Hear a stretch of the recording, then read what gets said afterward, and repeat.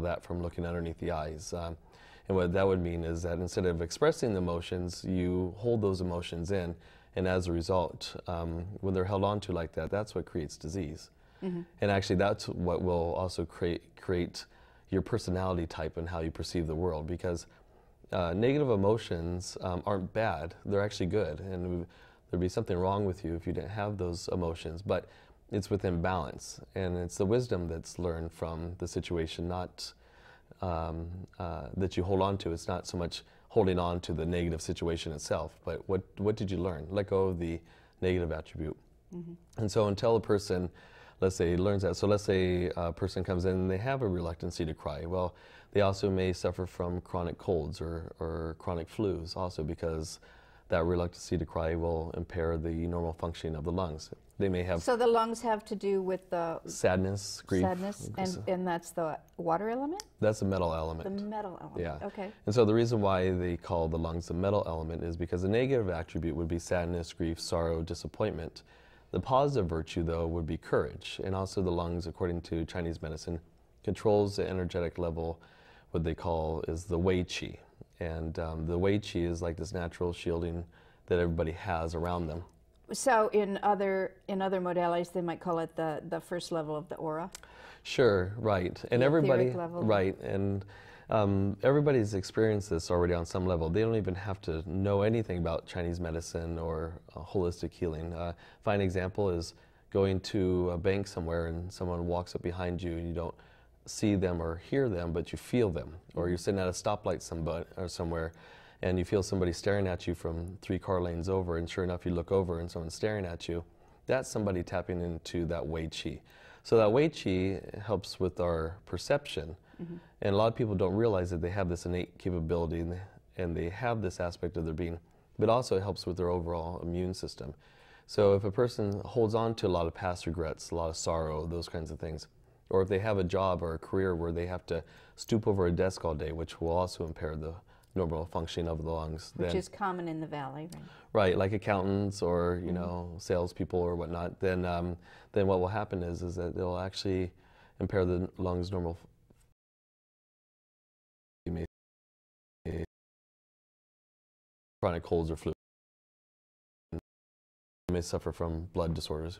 There's a number of things. So just in that example of the lungs, then this compression of the lungs is influenced by and influences sadness or holding on to grief. It's all a package, right? Right. So if I understand what you're saying, so sometimes you can have... So if I'm sad, I've got a lot of sadness, I'm holding it in, do I start hunching? Yes, if you're holding it, then a person will walk in, and that's one of the things that we do too, is we observe the person when they walk in. Uh-huh. What color clothes are they wearing? Are the shoulders rolled forward? So if the shoulders are rolled forward, then we tend to know, and is their voice very soft also? Uh-huh. So if their voice is soft and weak, their shoulders are rolled forward, then it could be a telltale sign that there's some kind of lung imbalance, and it could be from sadness, or it could be from their lifestyle habits or their work. You know, they could be smokers. They could be in some environment that's hard on the lungs. Could be inherited. Could be inherited. Could be stooping over a desk all day. Yeah. And so, so let's say if we take somebody that has a job where they're stooping over a desk all day, that simple thing could actually trigger an imbalance within the lungs, which then we can make them more prone to maybe even being sad. So the physical could trigger the emotional and vice versa. Emotional things could actually trigger physical That was my question about it works vice versa. Yeah. Okay, good. So now we know about the lungs. So people who get colds a lot then could benefit by both expressing emotion, it might be diet, but what you're saying is the causal that aspect has to be balanced no matter where it's coming from or where it's starting from. Right. And so they call it interrogation sometimes. You know, we do a lot of interrogating. We look for all the small nuances because Chinese medicine isn't as simple. I mean, if you look at five-element theory can make Chinese medicine very simple, but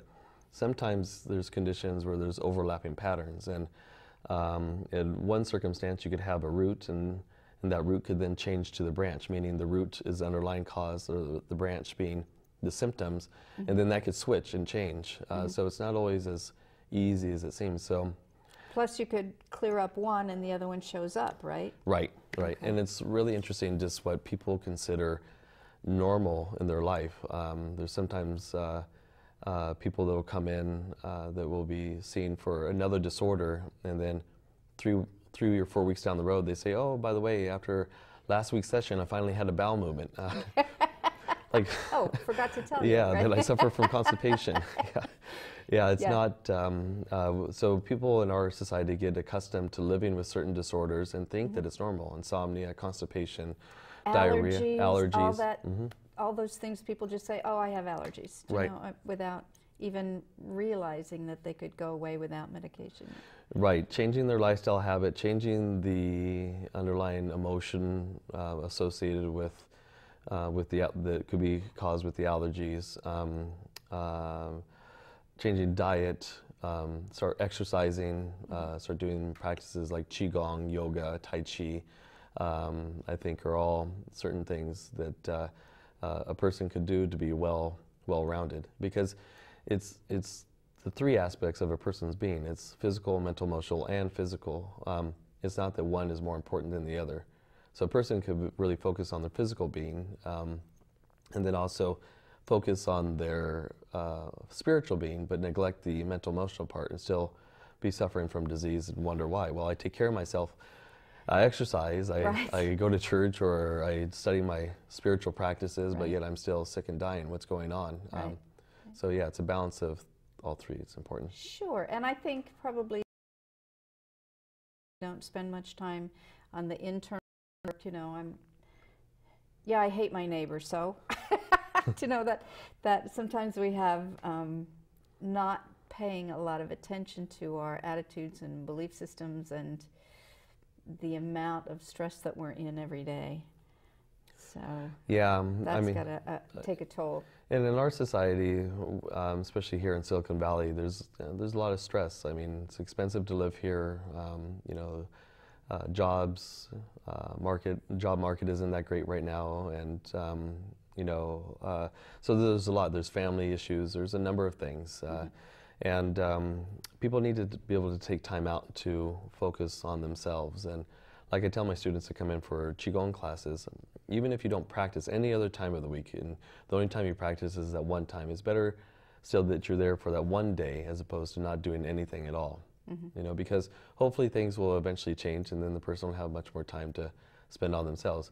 And then if they're doing practices like Qigong, they can actually take those practices home and do them at home in their own time, and start to apply that to their life. And hopefully once they see the benefit of those practices, then they start changing the other things as well too.